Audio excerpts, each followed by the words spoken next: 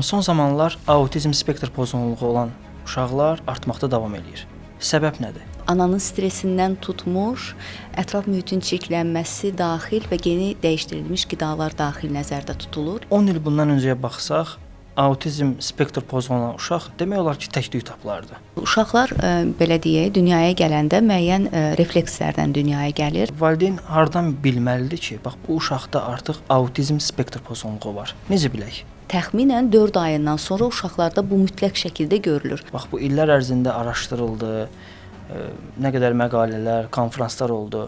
Müalicəsi tapılmadımı? Autizm spektr pozuntusunun dərmanla heç bir müalicəsi yoxdur.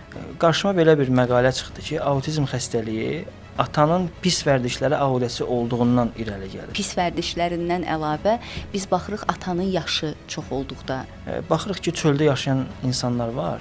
Yəni onların uşaqları o qədər sağlam böyüyür ki, normal ailədə böyüyüb, təbii qidalanan, yəni hər şeyin ən yaxşısını qidalandıran bir valideynin uşağı autizm spektr pozğunluğu yaranır. Bu sualıma necə cavab verəcəksiniz?